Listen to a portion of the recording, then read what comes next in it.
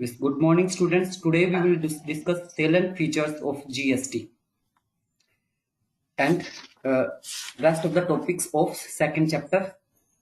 इससे पहले हमने डिस्कस किया लास्ट क्लास में जीएसटी का कॉन्स्टिट्यूशनल अमेंडमेंट, ट्रांजिशनल प्रोविजंस और जीएसटी कैसे क्योर है is of earlier and indirect taxation regime, ये पढ़ा हमने। हिस्ट्रिकल बैकग्राउंड पढ़ी जीएसटी की इंडिया में, कंसेप्ट पढ़ा है जीएसटी का। जीएसटी डेस्टिनेशन बेस्ड टैक्स कैसे है, गुड्स वर्सेस सर्विसेज, गुड्स की डेफिनेशन पढ़ी, इंट्रोडक्शन मीनिंग डेफिनेशन, और सर्विसेज की पढ़ी। इसके बाद आज हम नीड ऑफ जीएसटी, क्या नीड है जीएसटी की, ये हमने कल कवर किया था। आज हम पढ़ने जा रहे हैं salient features of GST, advantages of GST, compliance rating mechanism, इसके डिसएडवांटेजेस भी, फ्रेमवर्क क्या है जीएसटी का introduced in India, dual GST क्या है, एडवांटेजेस क्या है ड्यूअल जीएसटी के, जीएसटी कॉमन पोर्टल क्या है, जीएसटी सुविधा प्रोवाइडर्स जीएसटी क्या है, ये सब हम आज पढ़ेंगे। तो स्टार्ट करते हैं सेलेंट फीचर्स से। जीएसटी की सेलेंट फीचर्स क्या है। The introduction of goods and services tax is a very significant step in the field of indirect tax reforms in India by amalgamating a large number of central and state taxes into a single tax। जैसा कि हमने पहले discuss किया कि बहुत सारे जो indirect taxes थे उनके प्लेस पर अब क्या आ गया है, जीएसटी आ गया है। इट हैज मिटिगेटेड कैस्केडिंग और double taxation in a major way and pave the way for a common national market. इससे कॉमन नेशनल मार्केट एग्जिस्ट हुई और दूसरा कैस्केडिंग इफेक्ट खत्म हो गया। टैक्सेशन के ऊपर, टैक्स के ऊपर जो टैक्स आपको डबल टैक्सेशन पे करना पड़ता था वो भी खत्म हो गया। Introduction of GST has also made Indian products competitive in the domestic and international markets. जब से हमने जीएसटी लागू किया है तब से क्या हो गया, हमारे इंडियन जो प्रोडक्ट्स हैं वो कम्पिटिटिव हो गया डोमेस्टिक लेवल पर भी और इंटरनेशनल मार्केट्स में भी।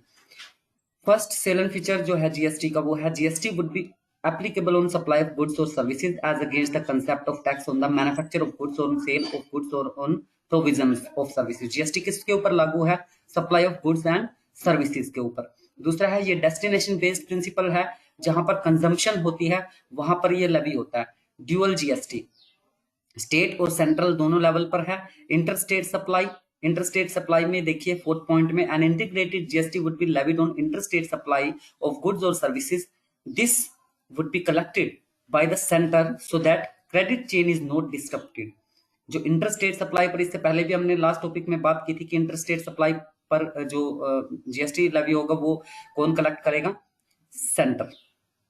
जीएसटी ऑन इंपोर्ट्स, इस इंपोर्ट्स पर जो जीएसटी लगेगा उसको क्या हम कंसीडर करते हैं, इंटरस्टेट सप्लाई ही कंसीडर करते हैं, और उस पर क्या लगेगा, IGST. Next, items kept out of GST, GST से बाहर कौन कौन से, जीएसटी के दायरे से बाहर कौन कौन सी आइटम्स रखी गई हैं। अल्कोहल्स फॉर ह्यूमन कंजम्पशन, जो जीएसटी जो 5 स्पेसिफाइड जो पेट्रोलियम प्रोडक्ट्स है जैसे crude oil, petrol, diesel, ATF and natural gas, ये जो है would be applicable from a date to be recommended by the GST council. GST council जब से इन कोई अनाउंस करेगी कि ये जीएसटी के दायरे में हैं तब से ये जीएसटी के दायरे में होंगे, तब तक ये जीएसटी के दायरे से बाहर हैं। नेक्स्ट है taxation on tobacco, tobacco and tobacco products would be subject to GST in addition. Let me scroll the page। Yes, tobacco and tobacco products would be subject to GST। In addition, the center would continue to levy central excise duty। Centre का काम है ये central excise duty को continue करना, वही लागू करती है। थ्रेशोल्ड एग्जम्पशन क्या है, पहले ये क्या थी और अब क्या है। Common threshold exemption applies to both CGST and SGST. जिनकी एनुअल टर्नओवर जो है वो 40 लाख तक है, और स्पेशल कैटेगरी स्टेट्स में जो जीएसटी से एग्जेम्प्टेड हैं वहां पर 20 lakh. Export are zero rated, यहाँ पर एक्सपोर्ट के केसेस में कोई, क्योंकि एक्सपोर्ट को प्रमोट करना है हमें, ठीक है, ज्यादा से ज्यादा एक्सपोर्ट हो सके, तो जीरो रेटेड है ये।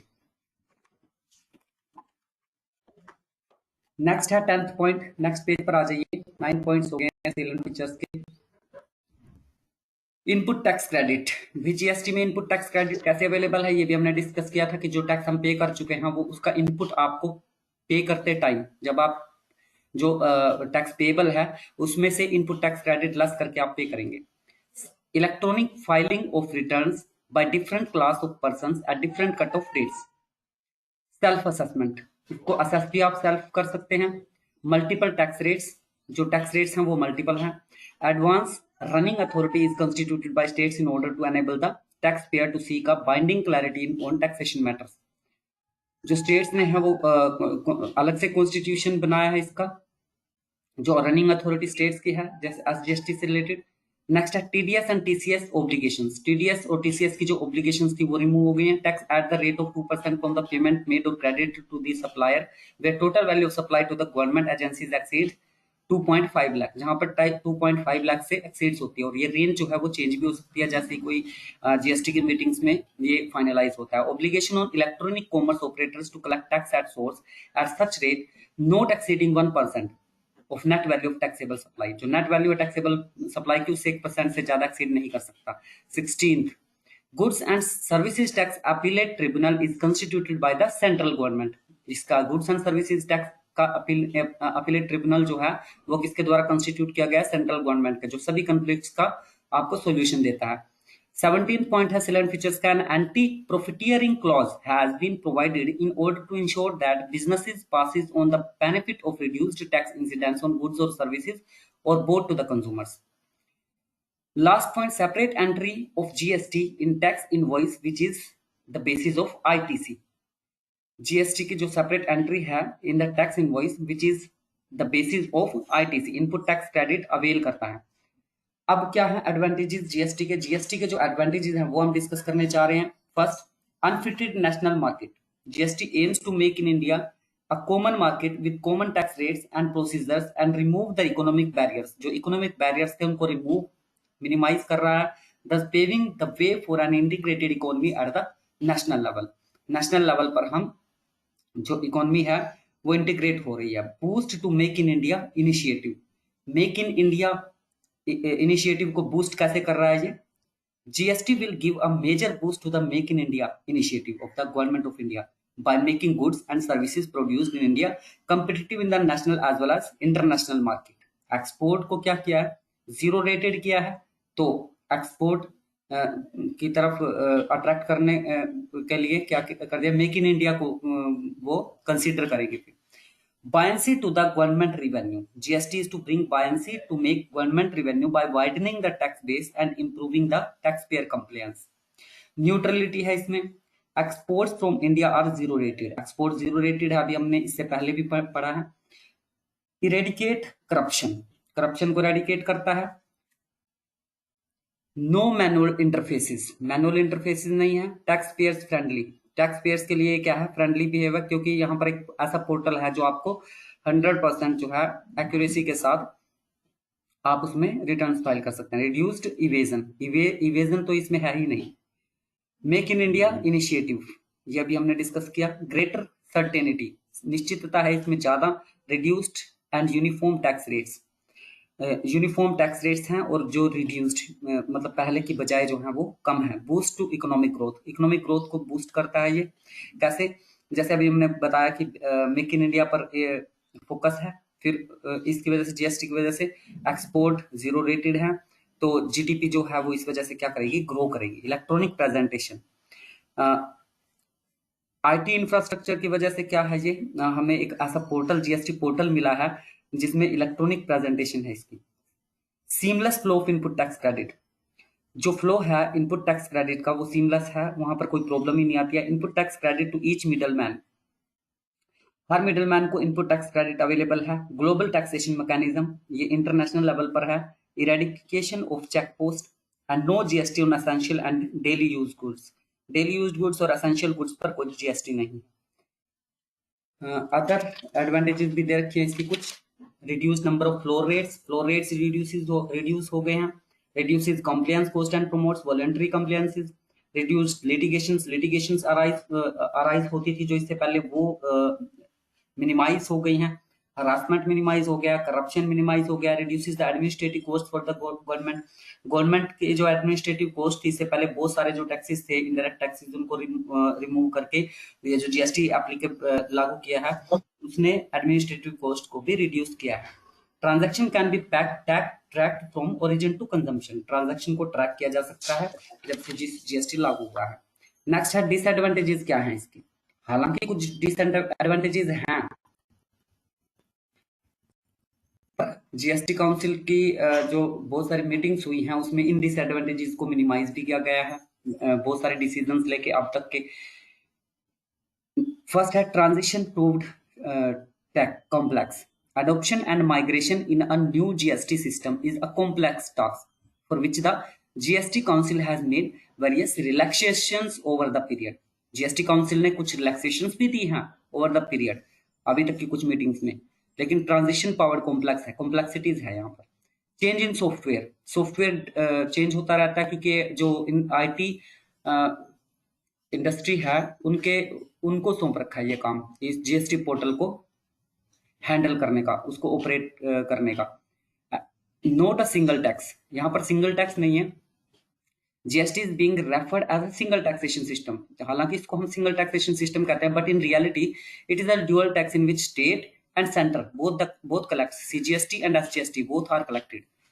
एक ही ट्रांजैक्शन में दोनों कलेक्ट कर लिए जाते हैं। मल्टीपल टैक्स रेट्स, एक से ज्यादा टैक्स रेट्स हैं। मल्टीपल स्टेट रजिस्ट्रेशन, एक से ज्यादा स्टेट में रजिस्ट्रेशन करना पड़ता है। जिस स्टेट में आपको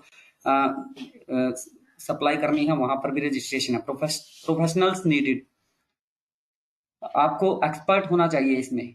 कंप्यूटराइज्ड जीएसटी, ये कंप्यूटराइज्ड है। Increase in operational cost, operation cost को इंक्रीज करता है। ड्यूअल कंट्रोल, यहाँ पर ड्यूअल कंट्रोल है, सेंटर का भी और स्टेट का भी, आईजीएसटी और सीजीएसटी दोनों में, सॉरी सीजीएसटी और SGST. Restrictions on composition scheme holder, कुछ रेस्ट्रिक्शंस हैं। हालांकि ये कुछ डिसएडवांटेजेस हमने इसकी पढ़ी हैं, लेकिन ओवर द इयर्स जब से ये लागू हुआ है जीएसटी काउंसिल की हर मीटिंग में इन लिमिटेशंस को रिमूव या मिनिमाइज करने की भरसक कोशिश की गई है। तो कुल मिलाकर जीएसटी जो है, अगर कंक्लूजन के तौर पर कहें तो इन जो डिसएडवांटेजेस को रिमूव कर रहा है, मिनिमाइज कर रहा है, और जो इसके बेनिफिट्स हैं वो ज्यादा से ज्यादा देने की कोशिश कर रहा है। Compliance rating mechanism as per section 149 of, इसी पेज पर नीचे देखिए, as per section 149 of CGST SGST Act, every registered person shall be assigned a compliance rating based on the record of compliance in respect of specified parameters. Such ratings shall also be placed in the public domain. ये ratings जो हैं वो public domain में भी place होती हैं।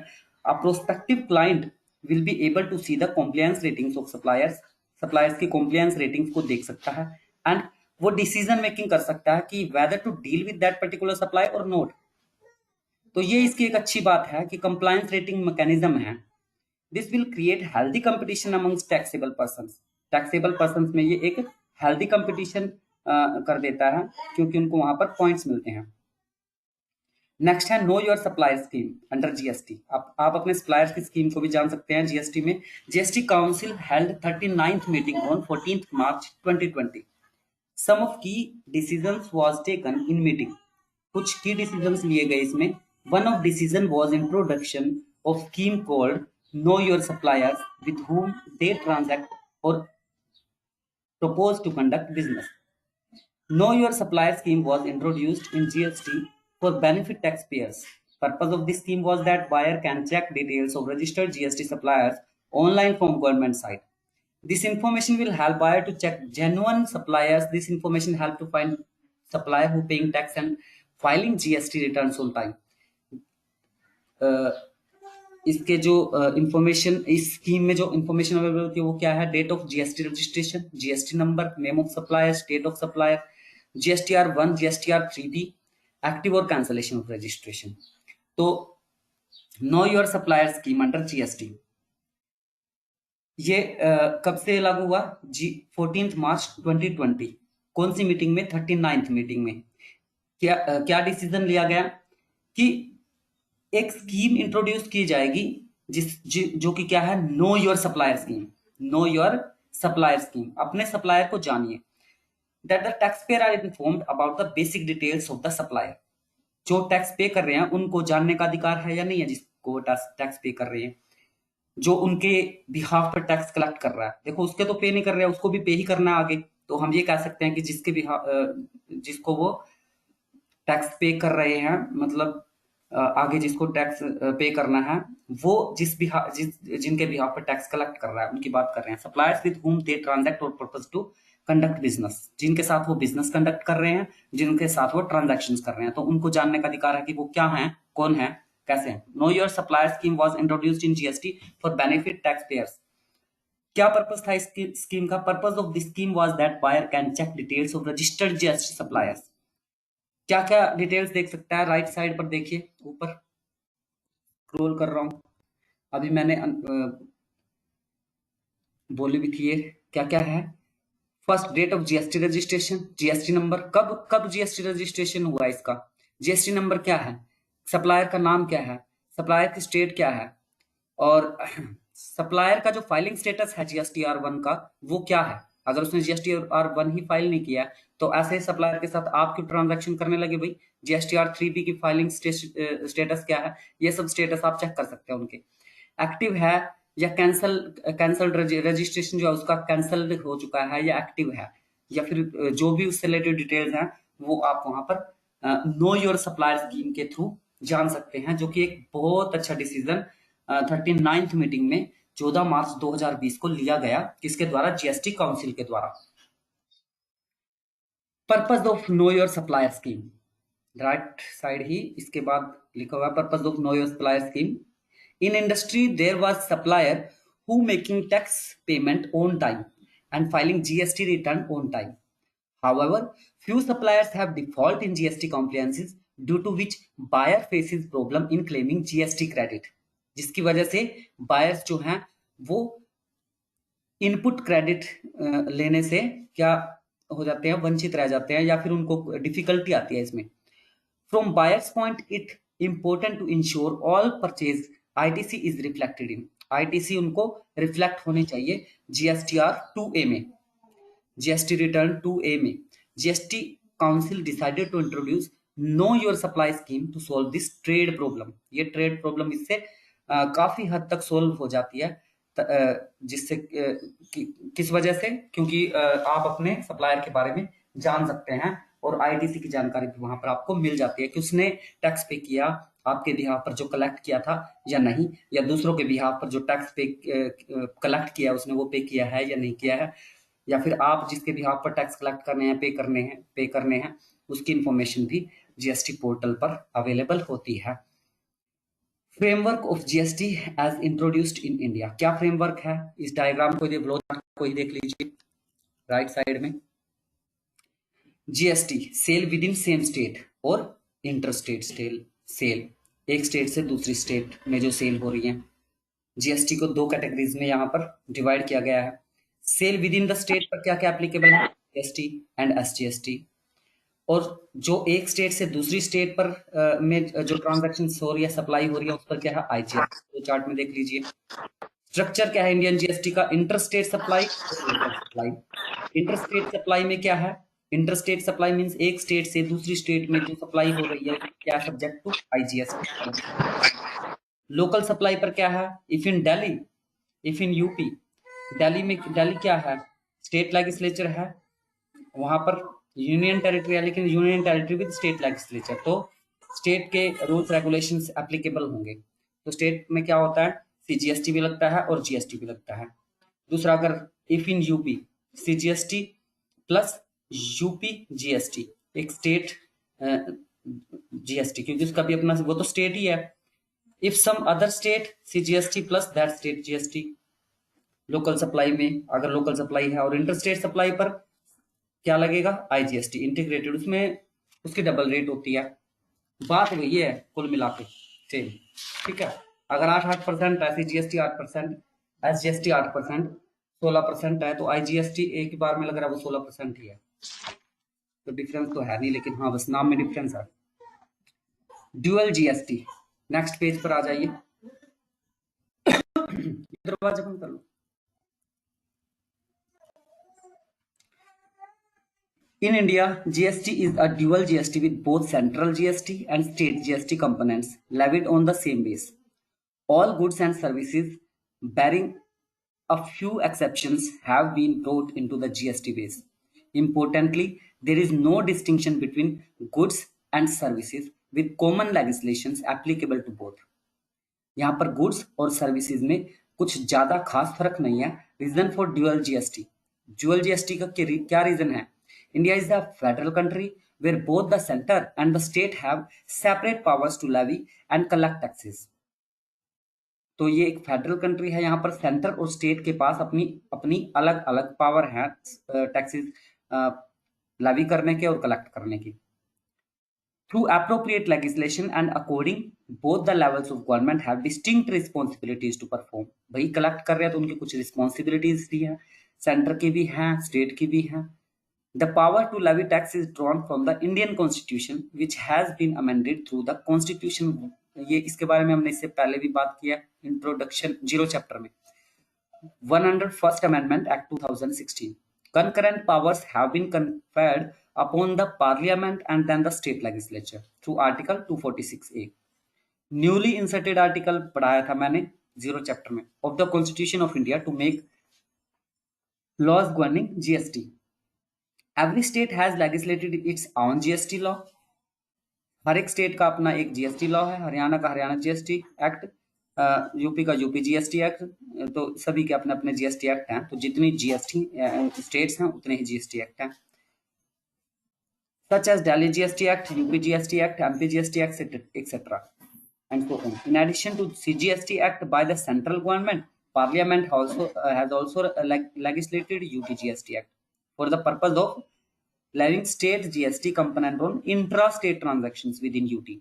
एक union territory के अंदर इंट्रा स्टेट, इसके अंदर ही एक मैन्युफैक्चरर दूसरे को किसी को होलसेलर को या रिटेलर को सेल कर रहा है तो वो विद इन यूनियन टेरिटरी. भाई मैन्युफैक्चरर भी वहीं का है, मीन सप्लायर भी वहीं का ही है, परचेजर भी वहीं का ही है. And IGST would be levied on interstate supplies. Interstate supply पर क्या लगेगा? आईजीएसटी लगेगा of goods and services through IGST act by the central government. Advantages क्या है ड्यूअल जीएसटी के? ये तो था ड्यूअल जीएसटी क्या है. एडवांटेजेस क्या है इसकी? सिंपल है, ट्रांसपेरेंट है टैक्स, टैक्स रेट डिक्रीज्ड है, इसमें कैस्केडिंग इफेक्ट रिमूव हो रहा है, मिनिमाइज हो रहा है, रिमूव ही हो रहा है. Increase in the amount of tax collection, tax collection का जो अमाउंट है वो इंक्रीज हुआ है क्योंकि ये फेडरल कंट्री है इंडिया, तो सेपरेट स्टेट्स हैं. Dual GST is ideally suited for a country like India to ensure unity through diversity of states. अलग अलग स्टेट्स में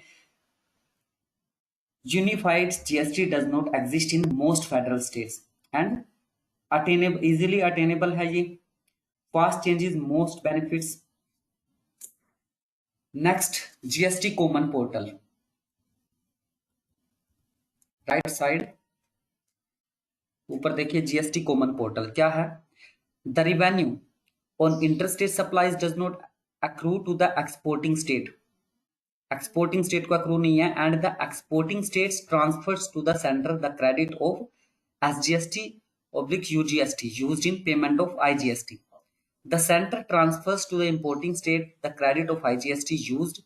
Needed a reboost settlement mechanism amongst the state and the center. एक mechanism की जरूरत है state और centre के बीच. क्यों? इनपुट टैक्स क्रेडिट अवेलेबल कराने के लिए.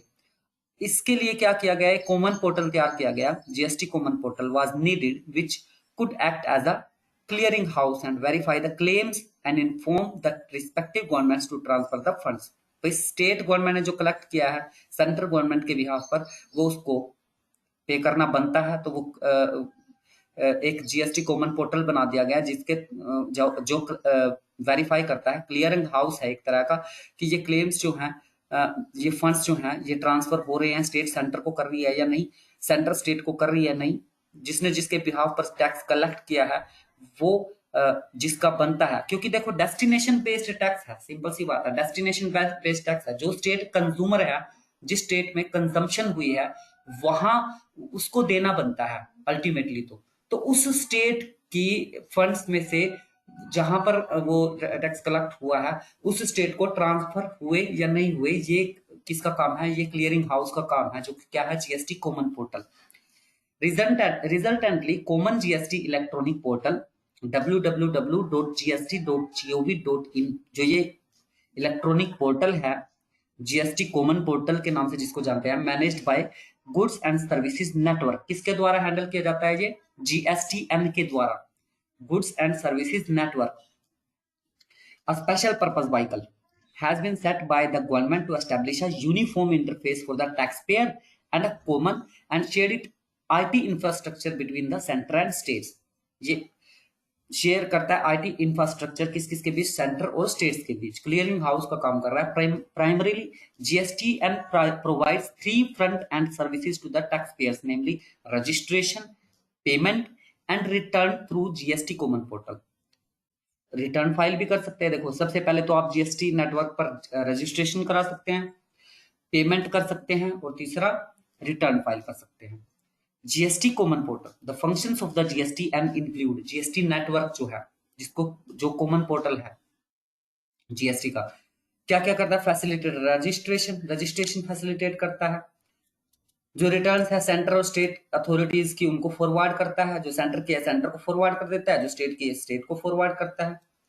Computation and settlement of IGST, compute करता है आईजीएसटी को और उसकी सेटलमेंट करता है कि कहाँ क्या किसको कितना जाना है। Matching of tax payment details with banking network, tax payment details को बैंकिंग नेटवर्क से भी कंफर्म कर लेता है, क्योंकि आधार से सब कुछ जुड़ा हुआ है। जीएसटी का जो रजिस्ट्रेशन है वो भी, और बैंक अकाउंट्स भी सभी के।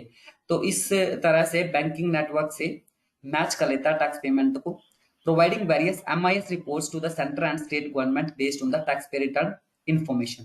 Providing analysis of tax payers profile, tax payers की प्रोफाइल का एनालिसिस भी प्रोवाइड करता है कि टैक्स पेयर ने कितना, कैसे, कब, क्यों, कहाँ टैक्स पे किया है, जीएसटी पे किया है। Running the matching engine for matching reversal and reclaim of input tax credit. भाई इसका ये मैचिंग इंजन का काम भी करता है, क्या करके? मैचिंग करके, रिवर्सल करके और रिक्लेम करके। किसका? इनपुट टैक्स क्रेडिट का। जो इनपुट टैक्स क्रेडिट अवेलेबल आपको होता है, जो आप टैक्स पे कर चुके हैं और जो आपको टैक्स पे करना है, उसमें से जो पे कर चुके हैं वो आप लेस करके पे कर देंगे, जितना आपको देना बनता है। तो वो सब कुछ जीएसटी पोर्टल जो है उसको शो कर देता है। जीएसटी सुविधा providers, GSP. GSP is the last topic of this chapter. GSP, GSTN has selected 34 ITES and financial technology companies। GST network ने 34 इंफॉर्मेशन टेक्नोलॉजी कंपनीज को, फाइनेंशियल टेक्नोलॉजी कंपनीज को सेलेक्ट किया टू बी कॉल्ड जीएसटी सुविधा providers. वो क्या है? GST सुविधा providers के नाम से जाने जाते हैं। कितने हैं ये संख्या में? 34।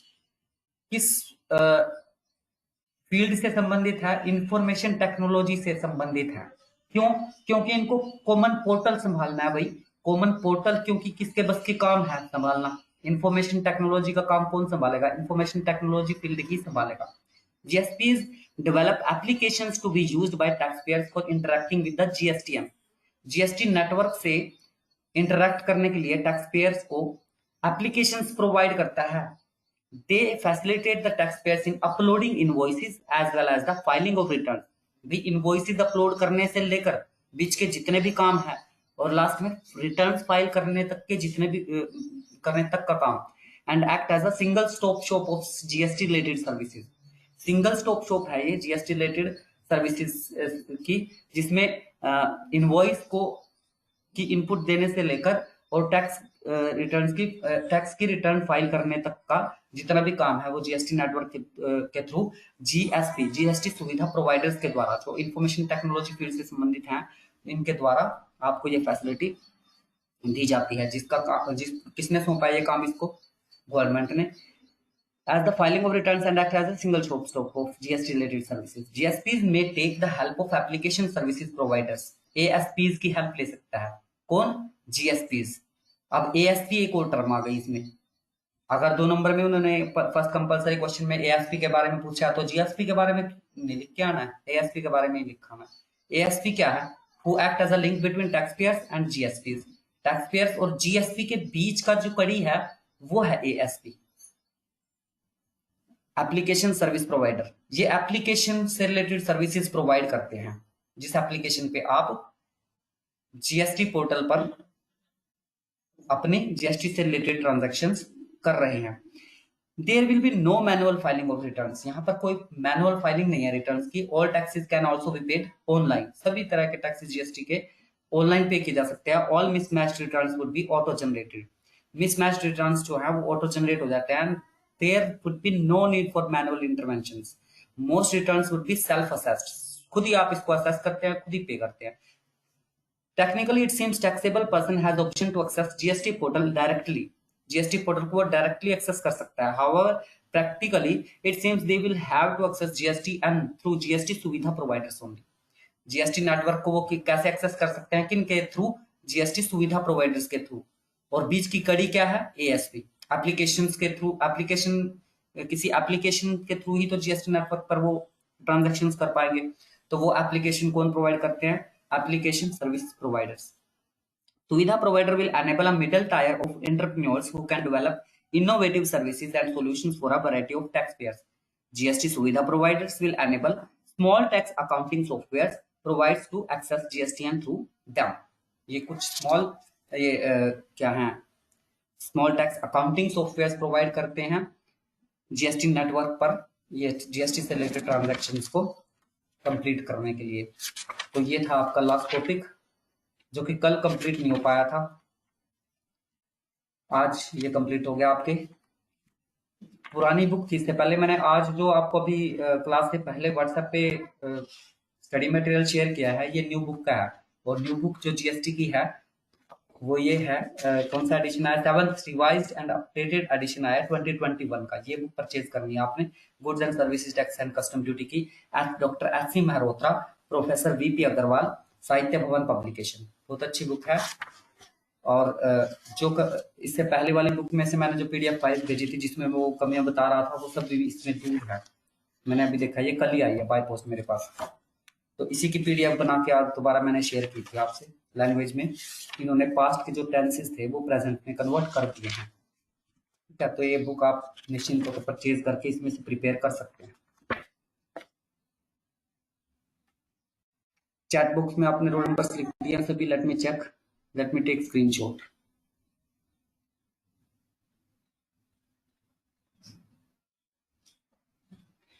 Okay class, thank you so much.